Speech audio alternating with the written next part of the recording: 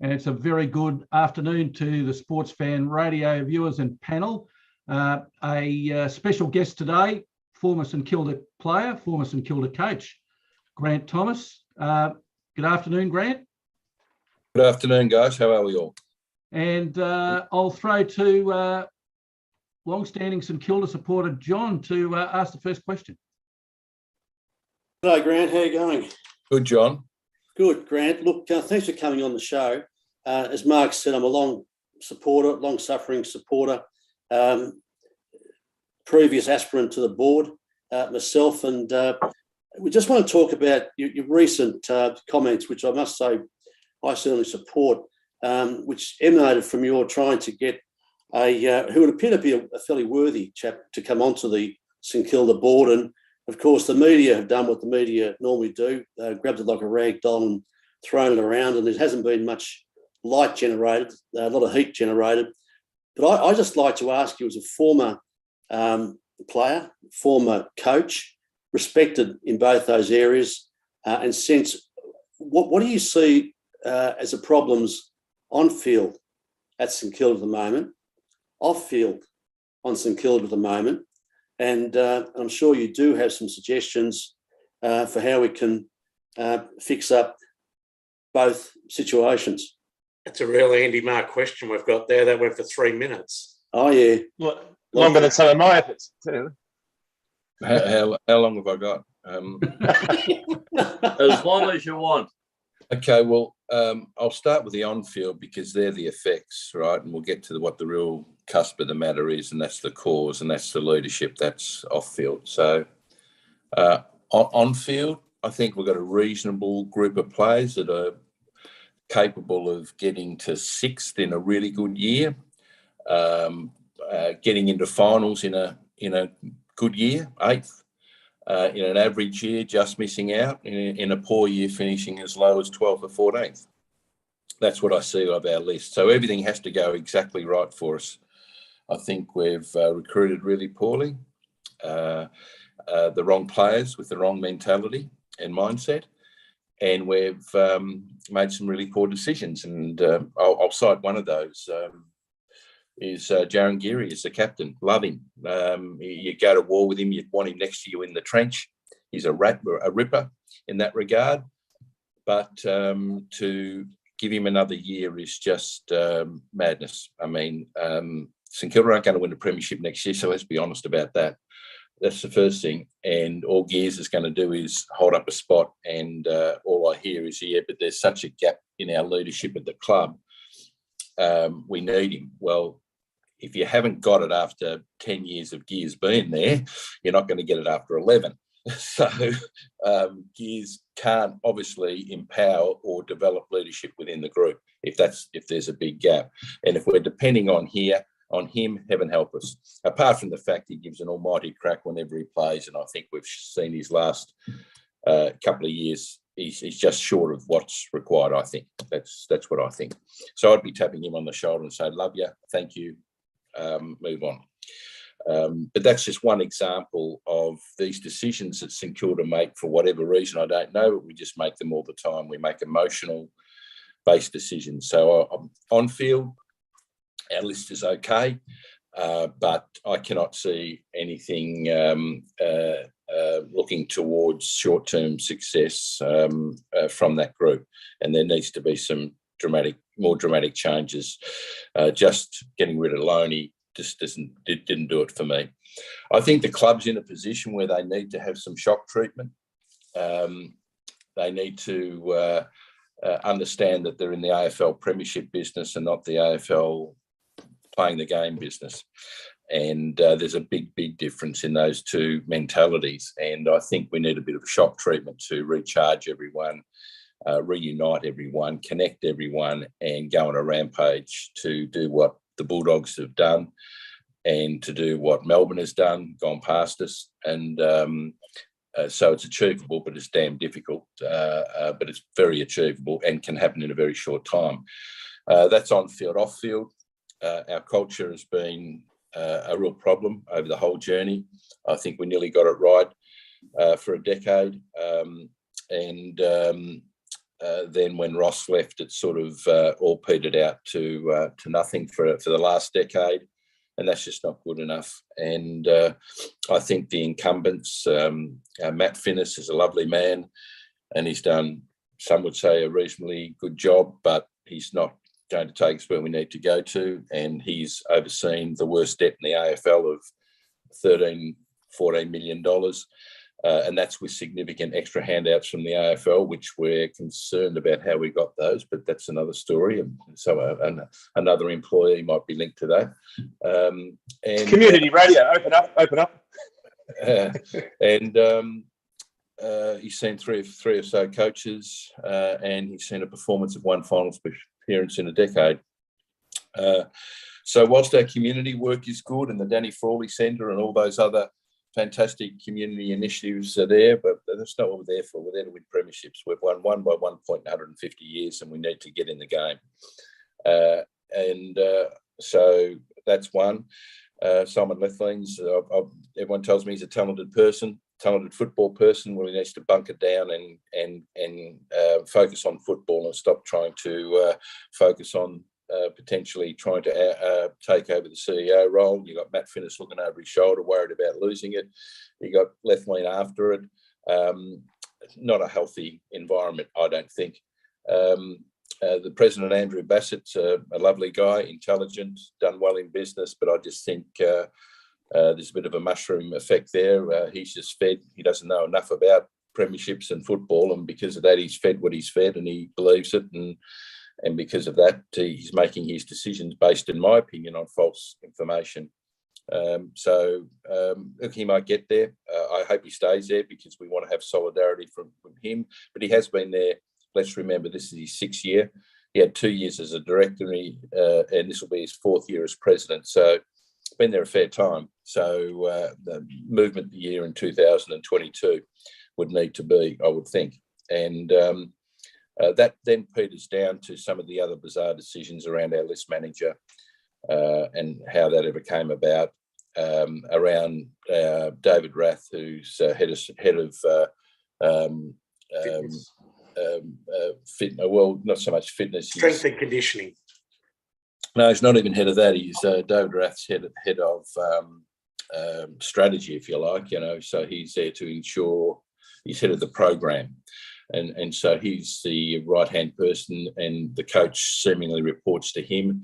Now, David Rath is a minutiae person. He loves information and data, and he's evidently very good at that, as he provided that role in support for Alistair Clarkson, which worked very well. But Clarko took the information and he coached.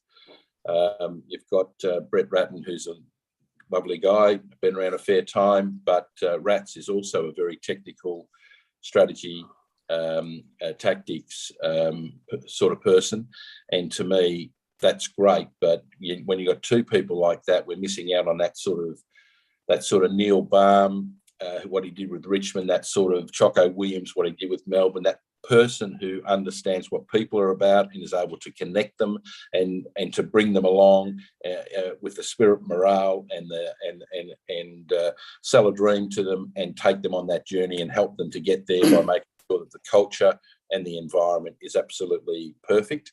And I think we've got a gap there, and that's probably the biggest point that Andrew and I have disagreed on.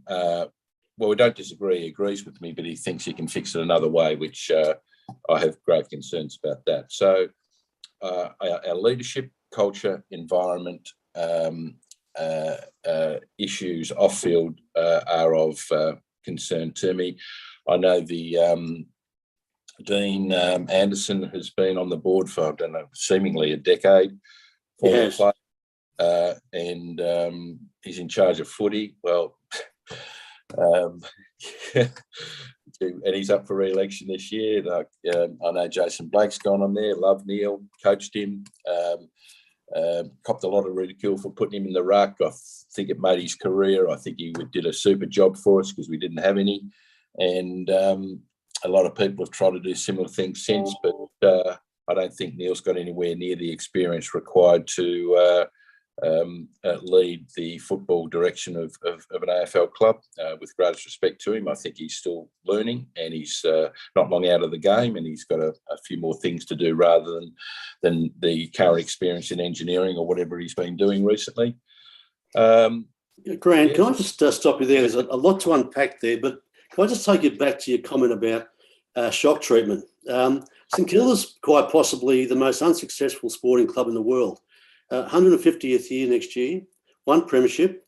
No other club would put up with the mediocrity that we clearly put up with. And as you say, we're not playing for premierships.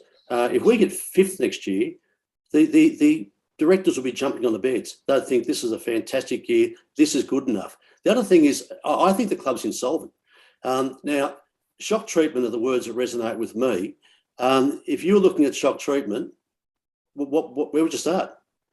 Does it start with the players? Does it start with the board? Where does it start?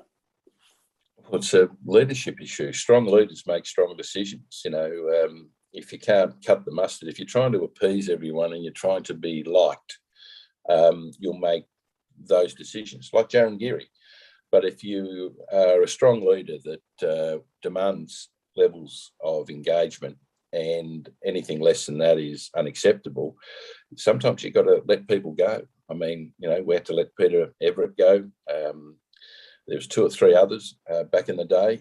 As much as anything, they were statements as well of non-conformity and what's required to change an environment and the culture.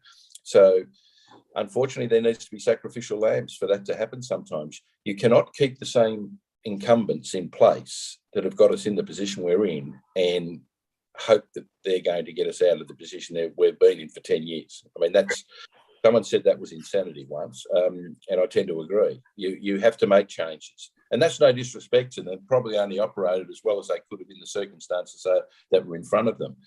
But Andrew's been there for 5 years, and for him to indicate that, look, he can see some green shoots coming from them and some improvement and some everything else, well, I'm 63. I don't know how much longer I've got, but, I haven't got that long to wait around for. We've waited too long. It's been 55 odd years or whatever. It's too long. We've got to get aggressive. We've got to have a crack. I was going to say, Brett, I do the Paul Delegan. I do the rugby league segment on here. My Rabbitohs seem to have a similar path and history to your St Kilda. What happened with us is Russell Crowe arrived, private ownership. But what it more comes back to is you won't be a great club until the players want to be there. That the players won't want to be there till you're a great club. With Russell Crowe coming on board, we could suddenly get the players, and you win a premiership, not with your superstars, but those at the bottom of the list. We suddenly were getting players on 350 when previously we'd have to pay them $500,000. And it was those sort of players, Ben Teo comes to mind, who we wouldn't have got before the buzz and excitement at the Rabbitohs that made us a club that players wanted to be at. So you need we've mentioned Eric Barner, which might be pie in the sky, private ownership stuff, but you sort of need something to happen to make players want to choose you over a Geelong or over a Hawthorn or even a Collingwood. Do you agree with that?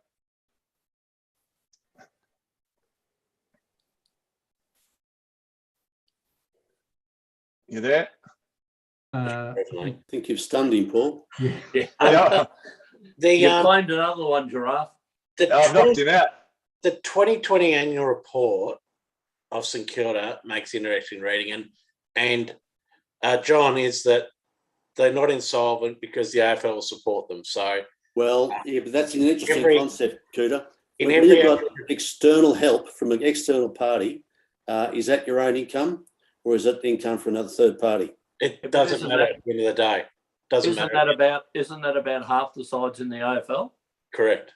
They rely on like North Melbourne, St Kilda, Greater Western Sydney, Gold Coast. All these football clubs aren't solvent, John. They just rely on the dividends. They rely on the dividends from the AFL. The goodwill of the big head honchos kind of paying them out, so they become subservient to them. The AFL spends $30 million a year on the Suns and the Greater Western Sydney. The reason the Rabbitohs were kicked out of the comp is the NRL back then, this is 1993, I think it was, so 1995, I think. But anyway, they elected to give some clubs $10 million and not us. and it was ultimately held to be legal. If you don't want to support Fitzroy and urge that they merge, that was held to be legal. But whether or not that's fair is another question. But fairness doesn't come into it. So, Grant, welcome back. Sorry, welcome back. Greg, welcome back, Grant. I think you're answering Paul's question. Yeah, just to finish Paul's question off. I mean, I spoke to the club exactly about that point, and Andrew said, well, we're not a destination club because players don't want to come to St Kilda, so we're getting the ground fixed up and the Moorabbin fixed up and the environment fixed up and that. So we'll be a destination club, and I was really, really concerned about that. I mean, that to me means you're going to have a really nice place and open the door and say, come to our club. Players don't care what their gymnasium or their facilities are like if they can't wait to get there and they love each other and they're on a mission. They don't care. Richmond proved that. So, you know, that's the wrong thinking. But they're spending all of this time and effort and money trying to make the facilities fantastic. And on the back of that, I suppose that's their platform to say, members, look at what we've done. You know, that's great. Well, that's fantastic, but you know, to Paul's point, that's not what makes people want to be a part of you. Gelding, you have a question? Yep, Grant, Gelding here.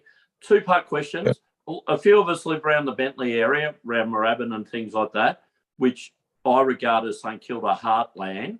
First point of the question is, do you reckon they lost a bit of their soul moving down to Seaford and just wasted all those years? And also, I would be interested to know, with your vast experience in business and football, how do you approach and get the right people to identify the right people St Kilda need to take them to a successful side? And have you got people in mind? First things first, I mean, we definitely did lose our soul a bit when we went to Seaford. The timing of that was just an unmitigated disaster. I mean, it was unconscionable for that to occur when it occurred. It was just ridiculous. There was a couple of pokies. No logical reason for it. It was just ego, pride, and really poor decision, really poor leadership. And unfortunately, Ross Lyon had to sort of cope with that and deal with that. But I can tell you from the playing group, they hated it and couldn't understand the rationale. So that's from that perspective. In relation to what needs to happen, I mean, I suppose you've seen a little bit over the last month or two. That's just purely come about because Larry Benge, who's a ripping Saints person, and I think, you know, can provide some value on the board. He's not going to be the Holy Grail. He's not the panacea for success or whatever, but he's a decent person, and I'd support him. Along with that, I heard some things which concerned me about the club probably not giving his application the respect it deserves. So I got on the front foot and I spoke to Andrew, and I've had 3 or 4 or 5 chats with Andrew, and through that I've got a very clear picture about where they're at and where they're heading, and I think it's wrong. But in relation to the timing of everything, we'll sort of wait and see how things pan out, and if they've been able to rejuvenate their thinking or revitalise their thinking and rejuvenate their enthusiasm towards some of the things we were talking to them about, well, that might become evident in the first half of the year. Alternatively, if it's more of the same, I'm sure Andrew, being the honourable man he is, will say, well, okay, I've had a crack at it and it's not working, so there will need to be changes. I don't want to be on the board. I don't want to be president. I told Andrew that. I'm only here to help as an advisor or in whatever capacity the club wishes. And if they don't, I'm happy with that as well. But I just don't logically understand how the same people that have got us into the situation we're in are going to be the same people to get us out of it, apart from Jason Blake. And I just think there needs to be some big changes there. You've got people like Jerry Ryan, who's an incredibly successful business person. He's one of the owners of Melbourne Storm and heavily involved at Melbourne Storm. He cannot believe the gap between Melbourne Storm and St Kilda Footy Club from a management, from a environment and a culture perspective. He's a really good person. I know he would be very keen next year, as will Larry Benge. I'm sure Nick Revold, Brendan Goddard. These are all sort of people that have spoken to us that are very keen to make sure St Kilda deliver on a premiership. And there's plenty of great people out there. You've been in business a long time yourself. You know that if you keep doing the same thing, you're just going to get the same results. So what you're saying is, given the same people are going to be the incumbents going forward, the players are pretty much going to be the same players. You don't see a premiership in the near future. And in fact, I think what you're saying is even for quite some time, if at all. I think what you're saying, but just tell me if this is what you're saying, that there needs to be a clean sweep around the place to get different people in with a different mindset to move the club forward. I think it'd be good to keep Andrew there. I told him I'd like him to be a longer term president. He said he's only there for another 2 years anyway, which I don't know what we all think of that. And he has the capacity to lead, but he's just leading under information he's been provided to by Finnis and Lethlean, who are desperately keen to keep their positions and desperately keen to improve their positions. So he's backed them because he's got to work with them, and that's fair enough. But that's a call you make as a leader, and it's either going to end in tears or it's going to be successful. So I would suggest we're either going to be successful in the short term or there's going to be dramatic changes next year. I would think that's what I would think would happen. And that, I think, would happen from Andrew, because I think he's the sort of person that's got honour, and he would recognise that he's put all of his eggs in this basket and it hasn't been working. So halfway through next year, it'll be pretty clear. Alternatively, just going to chime in on. Oh, sorry, just very quick on the Melbourne Storm point. You talk destination clubs. The Gold Coast Titans are a destination club because who doesn't want to be playing at 25 degrees and then dinner at Broadbeach afterwards? Destination, they wanted to be there because it's a great place to live. To bring some culture to the joint, they brought in Mal Meninga. And you don't want to stuff around on Mal Meninga's watch. But the fact that players want to be in Melbourne where it's -4 degrees in winter as opposed to being on Broadbeach shows that you can have a club where players want to be at. And Craig Bellamy just doesn't stand for any nonsense. And he gets very average players into superstars. And that's what you need at St Kilda is, I don't know if Mal Meninga's available, but someone who's intimidating, but also who players want to die for. That's what Mal Meninga, they'd run through walls for the bloke. Yeah, no, you're 100% right again, Paul. And, if Bellamy was ever available, I'd love to have him at St Kilda. He's a superstar. Thanks. Sorry. Grant, we've got to wrap it up. Grant, sorry. What? Just one last one, Cooter. Sorry. Grant, did St Kilda rate themselves too highly after 2020? I think we've had a history of rating ourselves too highly all the time, David. I mean, we are relentless at overrating ourselves. So we think we're really good. And yet we've only got to look in the mirror and look at our history and understand that apart from a short period of time in the 60s, early 70s, for 4 or 5 years, when we probably should have won 2 or 3 and we won 1, and probably, I don't know, 97, 98, I don't know if you can count that one, that was sort of a flash in the pan, and then the Adelaide one, yeah, and then under Ross, and we could talk about a couple of years with myself as well. Yep. Apart from those 2 or 3 periods, we've been pathetic. So, like that, they're the facts. I love the club. I just want to see us successful now. To me, something dramatic has to happen, but we definitely do overrate ourselves. And I got a glaring example of that from the president, who I think is quite delusional in relation to where he thinks things are at. Thanks, Grant. Listen, if it was okay with you, we'll see how this year pans out. But I think we're all agreed there needs to be changes. We'd love to get you back again, perhaps at the end of the season. And let's just revisit this whole issue and see if we see any changes actually happening at the club. Hope I'm wrong. So do I. Thanks, Grant. Thanks for your time, guys. All the best. Yeah, thank you. Thanks, Grant. Yeah, thanks very much, Grant. Isn't it like Grant saying there right, that he doesn't want to be a board member, doesn't want to run the club, but he just wants to see some change and he wants to see success for the club. I think that's, and it's amazing the way, and John, you can correct me on this, it's amazing the way this has been portrayed in the media. No, God, don't get me started, Kurt. So, Listen, you listen to what Grant's saying there is that he met with the president to discuss it.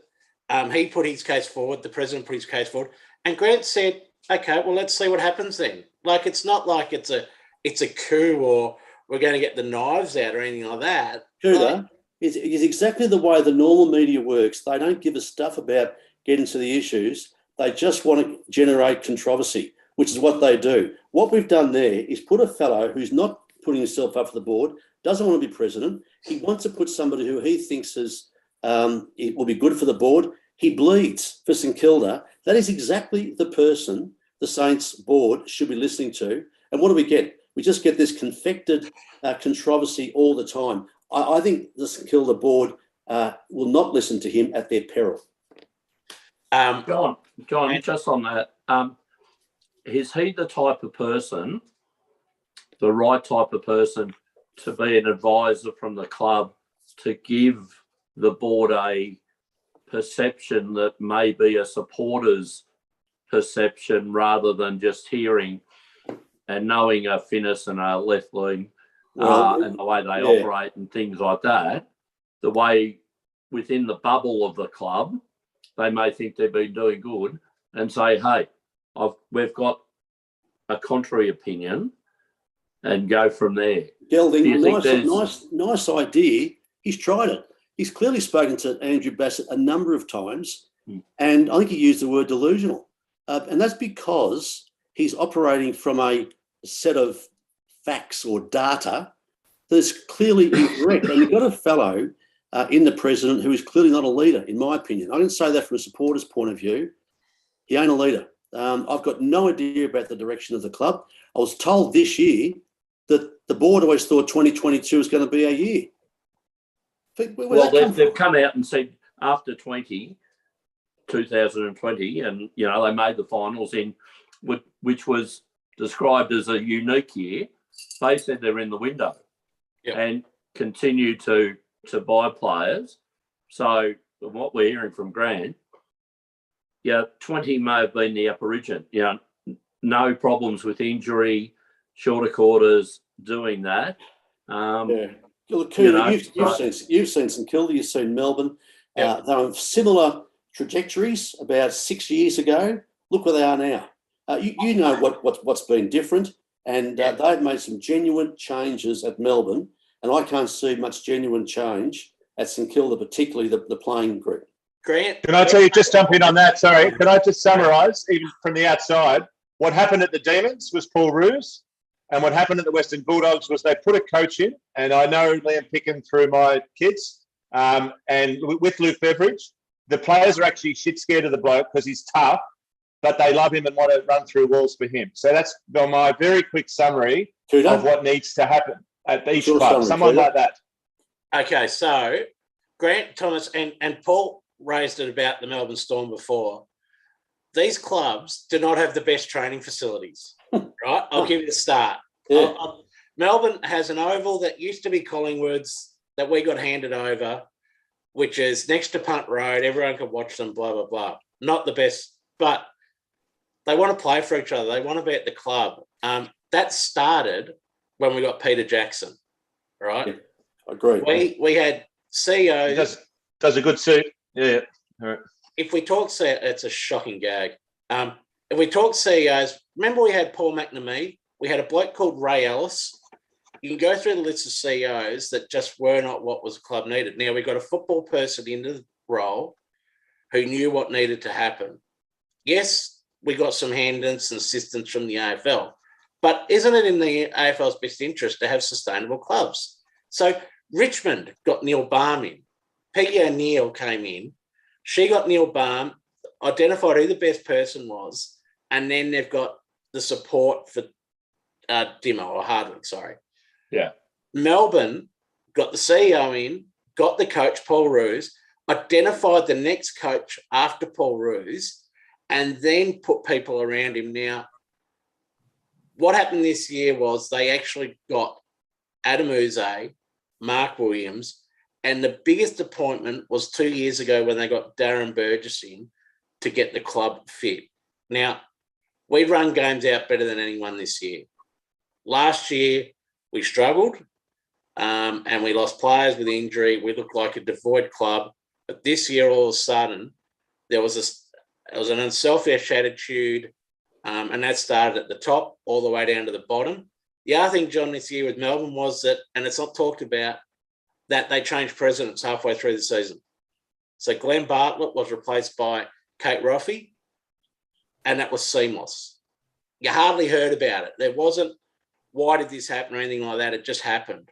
Now, success on field probably did help that. But at the same time, when boards work together, work closely, then all the other stuff takes care of itself. Professor, in conclusion to the essay, why is St Kilda second-rate and delusional? It is people. We have got the wrong people. Melbourne got the right people. We need to get the right people. You look at the kerfuffle that's happened with Grant Thomas putting an unremarkable suggestion to the club indicates how far away we are from listening to people like Grant Thomas and therefore success. Elding? Just on John's point, and John, you're the best position for that. I've known several board people from St Kilda in the past, and it just seemed to be they wanted to be there to say that they were a board member at St Kilda and go to the luncheons and take their family to the luncheons.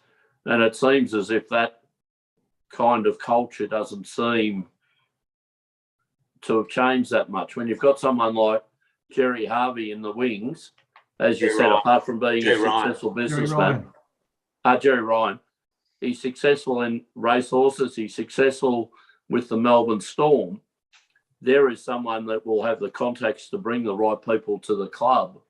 So it just seems what I got from all that today was it just needs a good shake-up at board level. They've come a long way since their training ground used to be Revolver nightclub. They've come a long way since then. It's interesting because every time the club needs something, they will go to Jerry Ryan, they'll go to the Fox family and Moose Toys and the like. Now, my understanding is for the whole redevelopment of Moorabbin or Linton Street or RCA Park as it's known now, is that St Kilda put $3 million into the project. And I think it's a well over $40 million project. So there's been a lot of government assistance for that. And also they've been able to secure community funding. But what good is having these amazing facilities if you're not one club? And when I say that, it's not having the strength. Like Geary surprised me. Some of the comments around Geary surprised me. Like you don't want to be tipping out a club, not a good player, I should say, a loyal player and the like that maybe has another year to go and create that. Like Melbourne did it, Professor, with players, the ilk of James McDonald, Cameron Bruce, Brad Green to a certain extent. They did the same thing with Brent Maloney and it created cultural issues, John. So I understand that part of it, but then the other part is you're creating a strong culture. How would they react? How would the club react to that? I got theories on that, but we'll perhaps move on, Professor. And Cooter and I will have a good discussion another day about the balance sheet of St Kilda. It seriously worries me because I don't think we can go forward with that balance sheet. All right, John, good point. Next topic for discussion is skin folds. John, when was the last time you had your skin folds checked? The machine broke, Professor, so it couldn't record it. A little while, let's just say, a little while. Well, it's been reported that the AFL were concerned about that they had a lack of psychologists or nutritional support available to players not selected to join an AFL club through the draft, and that's why skin folds are out at the moment. And that's on the back of some players believing they weren't drafted due to the skinfold results, and psychological issues relating to that perception. Thoughts, John?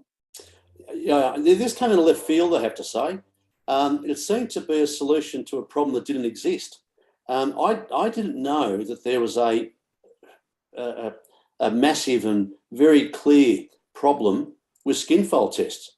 As I understand, it's a fairly routine procedure for high-end athletes as an aid to them to see where they're sitting in terms of their skin folds, which is meant to measure all sorts of things. And by the way, as I understand, it's pretty 80s kind of technology. As I understand, it's not all that useful. But putting that to one side, the AFL decided to get ahead of the woke brigade and suggest that, well, possibly it creates some triggering for some people.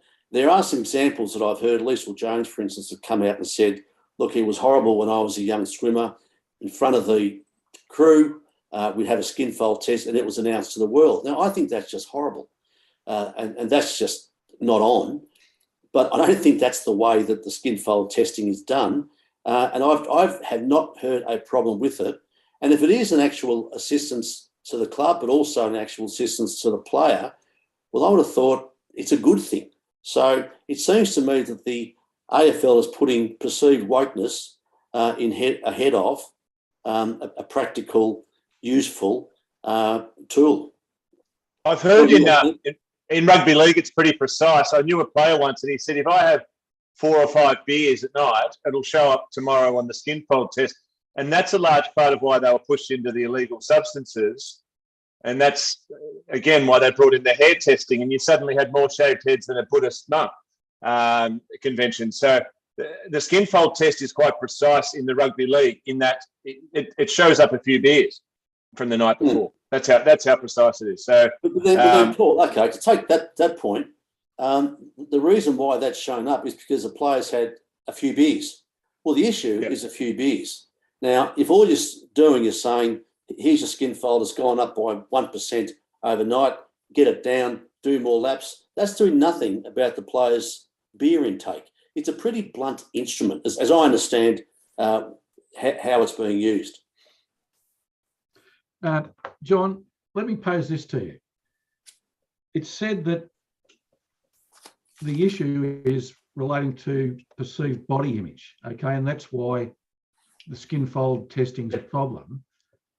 So I'll pose this. Do we stop measuring height and weight? Because wouldn't that have the same, if you're told that you're only 191 centimetres and you're not going to make it because you're 158 centimetres, isn't that the same? It just seems to me, or you're too heavy.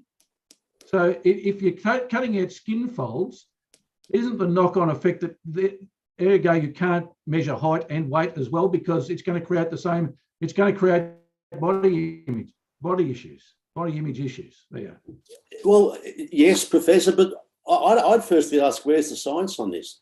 Is there a clamour coming from the draft intake group saying we're against it? I've never heard that anybody's objecting to it. Can I tell you the worst thing that can happen to a young footballer, Professor, in my opinion? And I've seen this at Auskick. They line all the kids up and the two captains pick a kid. I'll take you, I'll take you, I'll take you, I'll take you. I remember going to Auskick and there's this poor little bastard called Patrick who never got picked. And he wasn't picked. He was the last kid. He wasn't picked. He was just like, okay, well, might as well take you. Now, that's not stopping. And that goes on in young football and no doubt with girls football as well. That's the sort of thing that really affects a young player trying to get into the game. These kids, they're 17 years old. They've been told throughout their careers they're the best kids in Australian football. Their ego's through the roof. They're told we're going to have a skin fold test.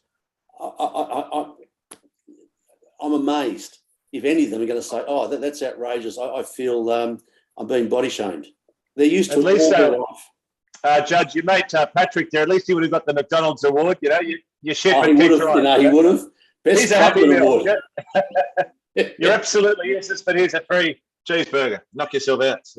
I don't know if you've ever experienced it, Paul, yourself, sorry. If you've experienced it yourself being last in the line. Always pick last.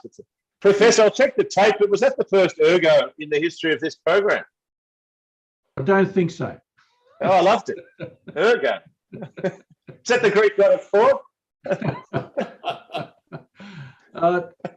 John, I can tell you that in the schoolyard in primary school, that not only happened to me in football, but it also happened to me in cricket. So I've carried that for 60 plus years. So thank you for bringing up how nasty a thing that can be. I've triggered you, Professor. Yeah, Sorry about triggered that. me. Professor, how many clubman awards did you win? Sorry, Gilly. How many best clubman awards did you win? Oh, that's a bit unfair, isn't it? No. Just a question without notice. Oh, question without notice? One. One. Yeah, one. For football? For football. Cooter, what's your view on the whole deal? Well, I just caught up with it. For me, I would have thought it was just something that the clubs do because they're trying to get the best out of their athletes and not shame them, but actually try and produce the best possible athletes for the club and for their performance. At the end of the day, isn't it the bottom? So it's the bottom six in your team that play that have the biggest contribution. And if you can get a 2% improvement or 3% improvement out of them by having them fitter or whatever it is, aren't you doing your job then? Like, I don't understand it. I didn't know there was anything wrong with it, to be honest. Like, and do you know what it is? It's when they start using that term fat shaming or body shaming or whatever. Like, hang on, like, that's crap. It is crap. Yeah, it is not that at all. I don't think any of them say, hey, look at Jono. He's got a 71 skin fold and have a good laugh at him, guys. That is not how it's done at all, as I understand. It's done in private. They've said, listen, Johnny, you're at 71. Let's talk about your beer consumption. Let's talk about whatever. We've got to get you to 70 because that's going to make you perform the best. And you know how hard it is to get into a team at the AFL level. Well, he's going to be pleased with you for doing it. John, let me just say that your comment before really highlights, and here's another one for you, Paul, the nub of the issue. Having been involved in the 90s in the under-18 elite competition, almost every one of the players in the team that our team was had a link with was told that they would make an AFL list, and they were told that to improve their performance so that they'd give everything, right? Hey, listen, you're close, you'll make it. Now, we all know that of all the players who are under 18 that are playing in Australia, they're all not going to get drafted because at the maximum, only 70, 75 players get drafted. So what happens is, and where the psychological problems start is, that for 2 years or even earlier, up until they reach the time when they're eligible to be drafted, they're told that they're probably going to make an AFL list. Now, if you're told that for, let's just say 4 years, that's your future, that's how you see or perceive what's going to happen, and it doesn't happen, then you're suddenly going to be looking for reasons as to how you didn't get on an AFL list. And okay, skin folds could be one of them because that's what some people blame, but the psychological problems start when players are given unrealistic expectation of how they will actually, I'm sure they're not told, oh, well, listen, you're one of 40 here, you've probably got a 3% chance of getting drafted. They're not told that. Professor, can we go further with that? And it's another tangent, is that the AFL media has just written an article, I think yesterday, on highlighting the under-12 team, how it's produced 6 AFL footballers. Like, please, can we not write this crap? Like, so be it if there were 6 in that team. That doesn't mean that every kid has to play football at the age of 12.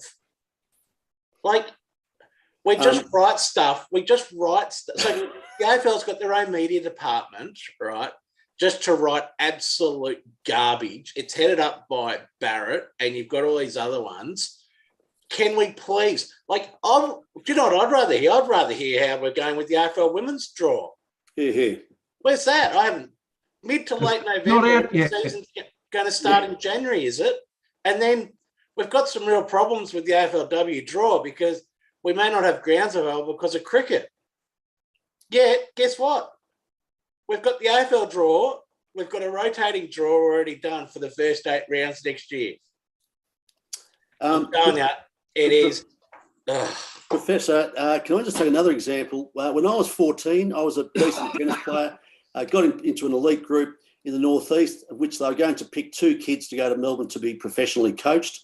I missed out. Had a word to the coach there. He basically said, "You're too lazy. You don't try hard enough." Now, was I being lazy, shamed? The fact of the matter is, I was lazy, and I could have been overweight. Probably was overweight, but that was my problem. If you've got something which holds you back from making the elite competition, I think it should be pointed out to you because it's older people who have your best interests at heart. So this concept that you're being fat shamed, I just find it almost offensive that expression is being used. All right, Judge, thanks for that. Paul, let's have a look at the NRL. I think I sent a text to you that Brandon Smith's been to more meetings in the last week than a HR representative trying to stave off complaints about staff. Where's he going to end up, do you think? Paul does them better, by the way, Professor. Sorry? Paul does those zingers a bit better than you. Yeah, he does. I've got one ready for you. He's had more meetings than the Pentagon. There you go. There you go. But the best one, though, he met with the Titans and they said to him, "What were you up to in there?" The news reporters. So this was the new club, the Dolphins. "I was just playing the pokies, if you don't mind." So it must have been quite a session. I don't know why he was escorted in by the CEO and the coach and escorted out. Perhaps they wanted to see if he got the free spins. I don't know. But I tell you what, he's made a good recovery from what allegedly looked like more Pacino than more cocaine than Pacino saw in Scarface. That video that surfaced where there was a white powder, we're still trying to work out what it was. It mustn't have damaged his potential because he's been to more clubs than the Deltones in the last weeks. So he's 5 clubs, I think, are chasing Brandon Smith. So it hasn't affected his commercial reputation. The reason he won't be in the Storm, 2 reasons, is that they've got a guy who will be playing hooker for Australia in Harry Grant, and Brandon Smith, as he should want to do, wants a starting position. He doesn't want to just be a bit player, and he shouldn't have to be. And playing in Queensland on upwards close to $1 million a year wouldn't be a bad proposition for anyone on this panel, I wouldn't think. So you can't blame him for wanting to be there. He's got some family up there. And the Storm, unfortunately, just won't be able to keep this tandem act of Harry Grant and Brandon Smith, who coincidentally would be in the top 5, if not 3 hookers in the game. It's unbelievable that they're both at the Storm, but they obviously won't be able to keep both. And it's pretty clear the Storm have picked Harry Grant as their chosen one, or not chosen 9 in this instance. Sorry. Paul, it is a good point you raised and we've talked about it previously, the way that Harry Grant will start on the bench. I don't think he started many games on the ground. And you've got this wrecking ball who does the hard grunt work to start with. And then you watch Harry Grant come on and run out of dummy half a lot more than what Brandon Smith does. And Smith stays on the field and plays that sort of 13 role, which isn't his preferred option. He wants to play as a dummy half. And you're right, at Melbourne, he won't get the opportunity. Now, Paul, you mentioned about the incident with the Melbourne Storm players. Is there more known to this as to what it was? Because none of the sponsorships of those players have been pulled. In fact, anything, Brandon Smith's appearing more on our TV screens than he ever has. In his undies. Yeah, and his undies, but they have not been, like, do you know what I mean? Those, if it was serious, like other athletes, their sponsorship would be pulled immediately. Well, that's the thing. That's the funny thing. At the very night that all surfaced, when Munster had his shirt off like he was Travolta in Saturday Night Fever, giving it a bit of this action, I've got Brandon Smith in his undies on my TV screen. So what happens with commercial sponsorships? If something like that breaks, they're normally pulled immediately, and you just don't see them on screen. So that hasn't affected anyone, which astounds me, because that was a pretty bad look for the game. We, of course, don't know what powder it was. It could have been Sudafed they were cutting up. Could have been bath salts. I don't know. It could have been bicarb soda. They might have been making a chocolate pudding. Who knows? But it certainly didn't affect their commercial image. But what I think is more important, and it's the same reason why in any sport the bad boys get away with more, the guy is an absolute freak of a player. And as much as clubs would love him to have a Fred Nile image and tuck himself in with a chamomile and maybe half a glass of Shiraz each night, they're prepared to forgive all that, because he's a freak who would make the Dolphins, Titans, your Bulldogs, Professor. I don't think they'd care if he has it every night. I say that flippantly. Peter He would make South Wales might.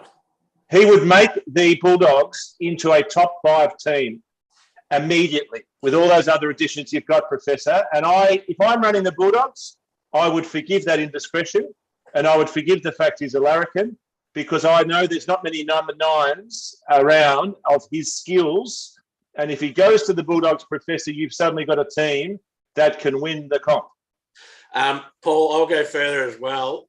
Just not on field, off field, he's probably one of the most marketable players. And Gelding, he reminds me a lot of a Dusty Martin, as in he's got this personality and he's persona. He's loose. Persona. Yep. And Paul, he would be, if you're the Redcliffe Dolphins, he would be your first signing, because guess what? You got someone that is so marketable to the game. Yeah. That's why they've refurbished the pokies room, to make sure he's got somewhere to play. But no disrespect to him. I've never heard Dustin Martin speak, so you can't tell me he's humorous, because it must be like Marcel Marceau. He never speaks. Whereas Brandon Smith, at least you hear from him, and he is very funny and cheeky. I'm sure Dustin Martin's hilarious, but I never hear from him. But it's interesting, though, to see the expansion of Redcliffe coming in, and that they're already doing negotiations for players to sign. Do you know that area, Redcliffe? Yeah, that area, Redcliffe, to be on $850 a year for a new club where there's not huge expectations, so the pressure isn't there like the Storm, playing under Wayne Bennett, that is the rugby league equivalent of paradise. And having Moreton Bay Bugs every second night. Like Span, that'd be like tuna, that'd just be like we view tuna. That would be a lifestyle and a half. And whereas here in Storm in Melbourne, it's colder than Siberia, literally, here in Melbourne in winter. So I don't blame him at all for considering his Queensland options. No one should. It's interesting, John, that we obviously talk about the AFL and their expansion, and how I'm not sure you could consider that a success from both GWS and the Suns. You could not consider it a success. Put that to bed. Okay. But it'll be interesting to see the measurement about how we see Redcliffe going in the NRL, and how that'll be all right. I think it's one of the best stories. Sorry, I think it's one of the best stories in Australian sport in the last 10 years. This Redcliffe, I think it's a fantastic backstory and story. I think it's going to be fantastic. But the problem with both of your Gold Coast and your GWS, and I called it when it happened, is all the players aren't from there, and they're all going to want to come home to hear where they're from. If you go to Redcliffe, you don't want to go anywhere, because that's rugby league heaven. And GWS team could walk down the main street of Parramatta and 95% of people couldn't name one player. Whereas the Redcliffe Dolphins are going to be heroes, and they won't want to go anywhere. Cooter, zinger alert, and they've got more money than Fort Knox. Now, that just shows you I shouldn't do zingers, but they are a cashed-up club, and St Kilda, for instance, could look askance at them and say, how the hell have they built up this war chest playing in a second-rate league? No, but this is the issue, John, and this is where the AFL has got it so wrong, is that they tried to create clubs from nothing. So no culture, no history, nothing at all. Like, what would have happened if they had the same system that Peter from Racing New South Wales has gone through? They actually had to bid to get a license. What would happen if you actually had, so the Seagull, what are they called? The Coolangatta Seagulls or whatever they are, the football team up there, or one of those. What would have happened if they had bidded and then got the AFL to support the bid, so they actually had something, a connection to the state, rather than let's just get the Gold Coast Suns playing VFL one year, then we'll put them in the AFL next year. Even crazier idea. Why don't we put a side in Tasmania and bid for that? And let's just see what happens. So they get rolled over with the applicants. I was there when Demetrio said the business case behind GWS wasn't that they were crying out for AFL. There's 3 million people there, and if we can capture 1% of them, then it'll be a success. That does not take into account whether that area wants an AFL team. With the Gold Coast Suns, it's the fastest growing area in the country, but it is not an AFL area. Paul, so the problem for both those areas is why they are not and will not succeed. And to exemplify that stupidity, there's 1.2 billion people in China. We'll play a few games over there. If we get, God, look at this, guys. Somebody's got a calculator. Didn't they enjoy that game? They had, I've got Chinese mates still talking about how good that AFL game was. I mean, there wasn't a bum on a seat eating dumplings out of the billion people just all tuned in for that game. It just absolutely captured the country's attention. Now you're being sarcastic, Paul. No, not they ever. Gelding, the St Kilda do mention that game, the loss of the China game in the annual report for 2020 as having a financial impact on the club. I don't think it has an impact anywhere else, but it had an impact on the financials of the club. What about the loss of the New Zealand game on Anzac Day? Well, let's not forget the 5-year plan that our colleague down the bottom here has called to arms a few times, and I'm not sure how many of those boxes got ticked off, John. Yeah. Yep. No, but Kuda, financially, are you including all the new Chinese memberships? I mean, they were like Pamplona Bulls trying to sign up. I mean, they just couldn't get to that St Kilda membership office quick enough, the Chinese. Professor, I might point out that Paul's gone past his zinger limit. He's normally allowed 7 zingers a day. He's gone to 11 today. So I just want to point that out. It was crazier than the Boxing Day sales. I tell you what, the Chinese trying to sign up for AFL. Gelding, you're trying to get a word in? Do we still have the AFL employees in China? I'm just. No, that's Crown. That's Crown Casino. But no, I thought we had AFL because they were trying to be like the NBA. They were trying to be like the NBA and get global reach. And why can't we just sort ourselves out in Australia first? Novel idea, I know, sorry. That would be like trying to sell ballet to a Bucks night, having AFL staff in China. Good luck. Wasn't it like in Asia, they say, like in soccer, when Beckham joined the Italian club or, moved from Manchester United. Man United over to whoever he moved to. They sold that many Guernseys in Asia that it more than paid for him in the first year. So, that's the kind of connection. And I suppose St Kilda and Hawthorn and who else has been over there? Port Adelaide. Port Adelaide. They were trying to get this thing that we would see the Asian kids running around in a St Kilda jumper. There was a great idea, Gelding, except that apparently they did a survey and most Chinese people can't say Jerengiri. And it just created some translation issues that otherwise would have been fantastic, having his number on the back of 10 million Chinese kids. Yeah, but wasn't the problem was half the crowd was in the bus that went to the wrong ground? Yes. That was a problem. And got there at 3/4 time? Yeah, that was a problem, yeah. All right. All right. But isn't it just great to be able to have the conversations around AFL, AFLW, rugby league, cricket we haven't covered, but all of a sudden we're now world beaters in the T20 sphere. It shows I very quickly did want to say that we had lost time with Grant Thomas, but being a former coach, he must have some sympathy for Justin Langer, who was ready to be knifed from all quarters. And look what he's managed to do. Every move he's made in this tournament has been a revelation. Golding, does T20, does it just show you that is the game of arse? Oh, and over, look, as I've said many, many times, we've got too many forms of cricket, whether it's 50 over cricket or 20 over cricket. It was proved the other night. A game can be won in an over. You know, you can be struggling and then you can win it in one over. And the same with the bowling. If Stark comes out and takes 3 wickets in the first over, game over. But Gelding, you've got to admit it was amazing effort. I mean, Stoinis comes out and a 6 on his first ball. That's more balls than Keno. You know, I mean, that sort of level of just front foot cricket, literally, you've got to pay that, whatever format. Yeah, why don't you put some juice in the wicket then? So the ball could actually move or actually bounce instead of making the Hume Highway.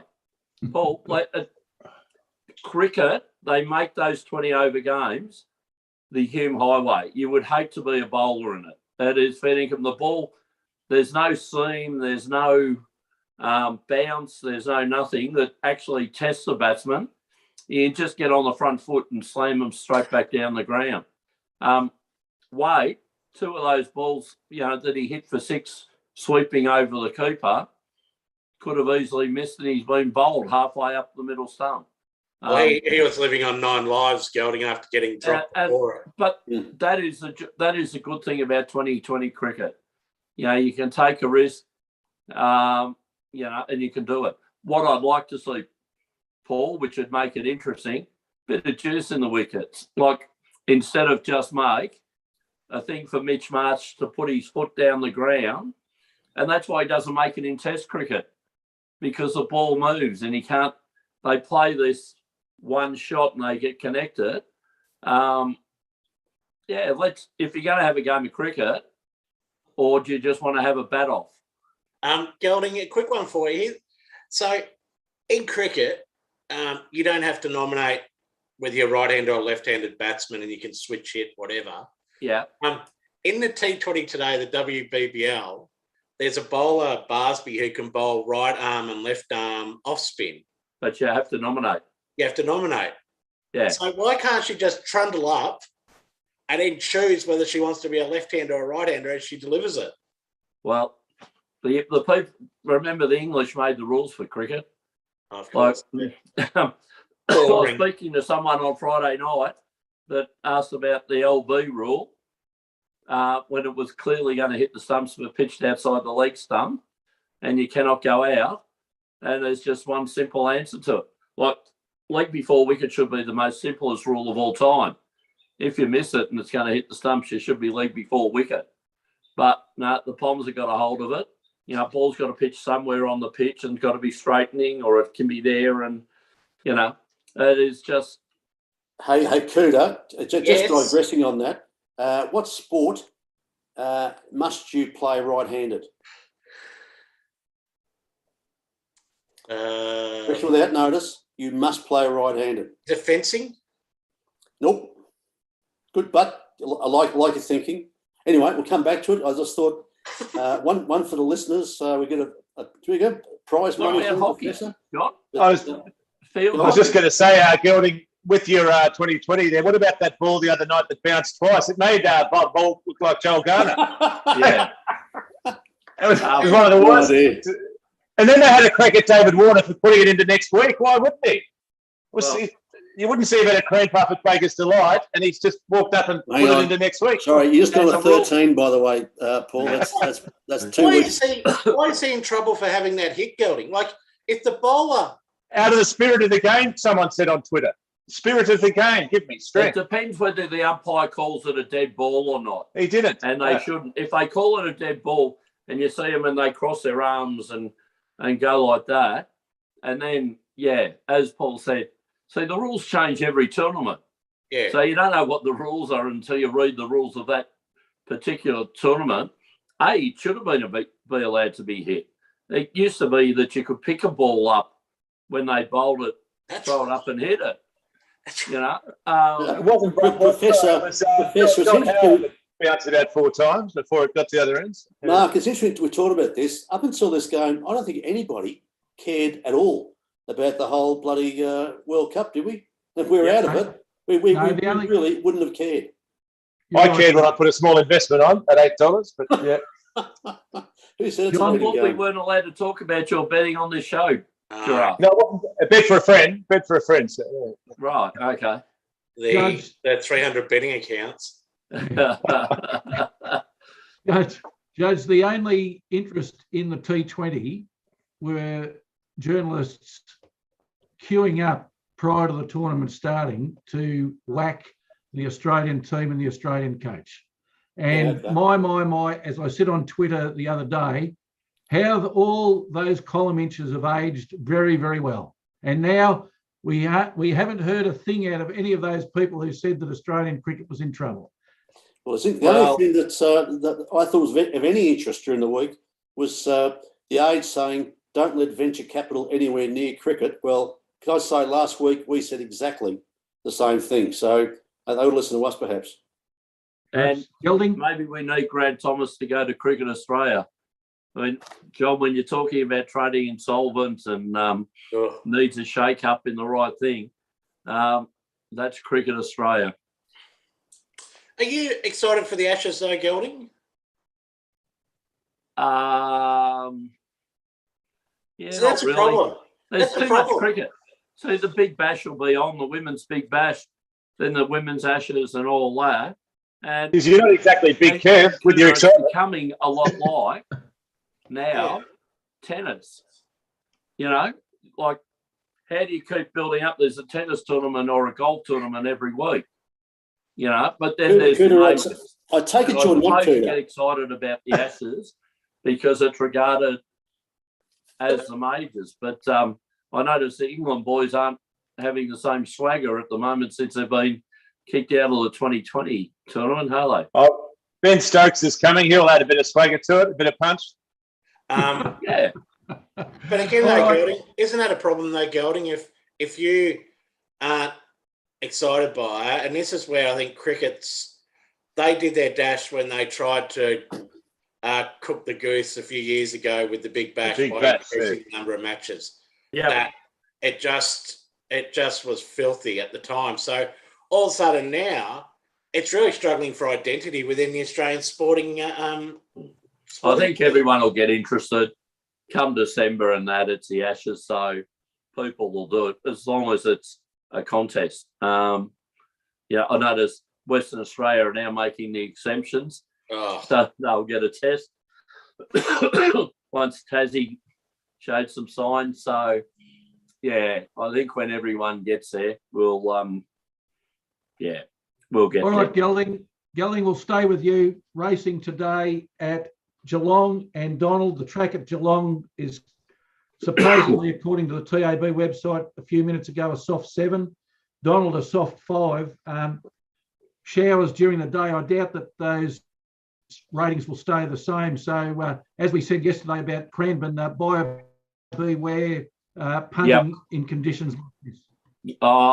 Professor Rain on a race day, especially when the horses are on it, they chop it up.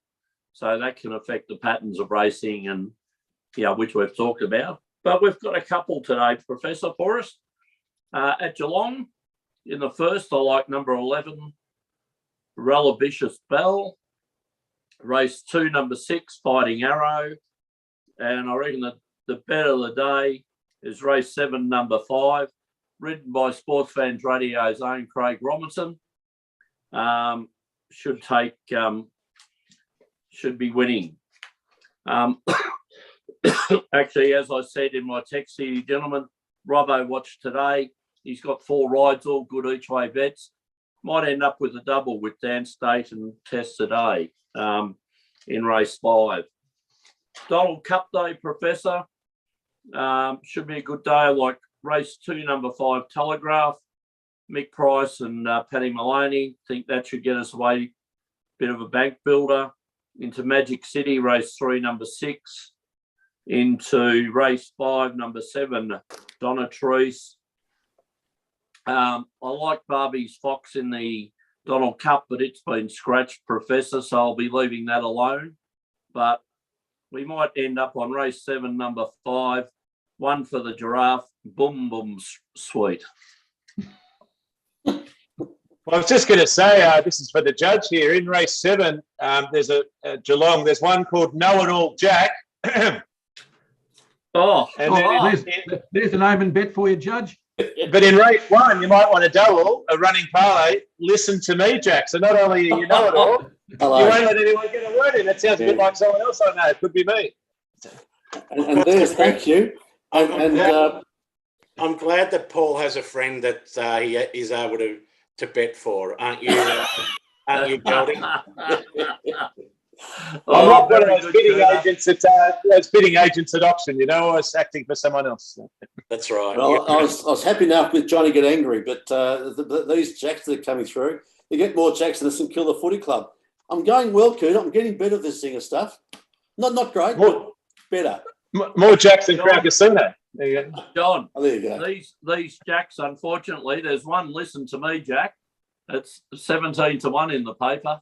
Oh, there you go. Pooh's number. Pooh's number. Sort of on your Know it all, Jack, though. You're at half price. You're at 8 to 1 on that one. Right. So you better have half an open bet on Know It All, Jack. That's 17 to 1, Gelding. What race number is it? Race 1. Where are we here? Professor, say please gamble responsibly, by the way. Yes. Race 1, number 3. Responsibly. Into race 7, number 2, both at Geelong. And there's another one, race 4, number 8, Needs More. I hope that's not something for your wife that says about you, have a matter for yourself, of course, Judge. All right, gentlemen. On that, wit and charm needs more wit and charm is what I'm referring to. There's another zinger, Judge. Gelding, 18, way over his limit. And then no sent away horses in that group either, Gelding, I'm assuming. Sorry, Cutter. There's no Bryce Stenaway horses within that sort of tipping pattern or the other. No, they're not. No Bryce Stenaway's horses having their 125th start today. Gelding, Craig Robinson's doing more miles than the International Space Station.